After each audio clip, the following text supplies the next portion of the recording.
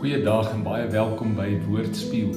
Ons is vandag by Markus hoofstuk 11 en my tema vandag is gaan kry die donkie. Ek lees vir jou Markus 11 vers 1 tot 3. Toe hulle naby Jerusalem kom, het Jesus en sy disippels eers die dorpies Betfage en Betania, wat teen die Olyfberg lê, bereik. Daarop het hy 2 van sy disippels vooruitgestuur met die opdrag: gaan na die dorpie hier reg voor julle en nes julle daar ingaan, sal julle 'n jong donkie wat nog nooit gery is nie, vasgemaak sien staan. Maak dit los en bring dit hierheen.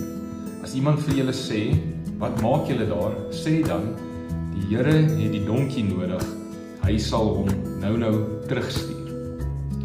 Ons ken hierdie storie baie goed. Dit is Palm Sondag, die Sondag voordat Jesus gekruisig word, die volgende Vrydag. Jesus gaan die profesie van Sagaria hoofstuk 9 vervul wat sê dat die Messias Jerusalem gaan binnery op die rug van 'n donkie.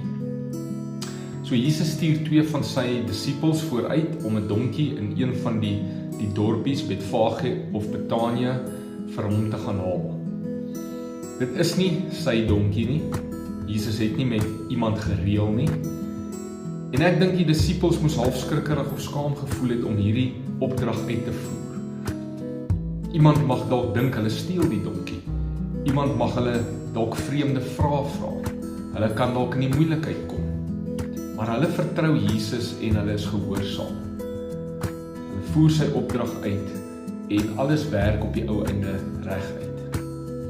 Soms word ek ook gevra deur die Here om iets te doen waarvoor ek dalk bang is of dalk skaam is, iets waarvan ek nie die doel kan insien nie, iets wat vir my vreemd is, iets wat ek anders sou wou doen, maar die Here vra vir my om dit op 'n sekere manier te doen. En dit maak nie sin nie, dit maak nie sin in die breë konteks van hoe die wêreld dalk dinge doen nie, maar die Here vra vir jou om dit te doen, dalk deur sy woord, dalk deur die Heilige Gees wat vir jou iets spesifiek sê. En die vraag is, alhoewel jy nie weet hoe dit gaan uitspeel nie, gaan ek gehoorsaam wees en gaan ek deel wees van Jesus se planne of gaan ek nie en dan gaan ek uitmis. Markus gee nie eers vir ons die 2 ouens se name vir wie Jesus hierso stuur nie. En dit wys jou dat dit is nie eintlik belangrik dat iemand jou naam moet ken nie, wees jy net gehoorsaam.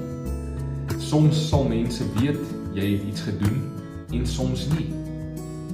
Solank mense weet wie Jesus is, solank Jesus verheerlik word en sy naam opgelig word deur jou gehoorsaamheid en deur dit wat jy doen, maak dit nie saak of mense jou naam gaan onthou of nie.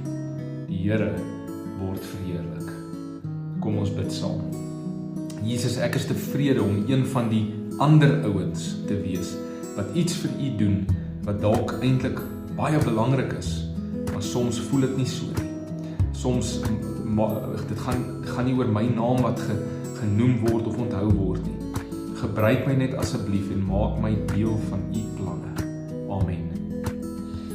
Mag hierdie vandag vir jou iets beteken en deel dit met iemand anders dalk ook vandag. Onthou om kommentaar te lewer op hierdie video as dit vir jou iets beteken. Deel dit met ander mense. Subscribe op hierdie video's en kom ons reis saam voort tot 'n volgende keer. Die Here seën jou.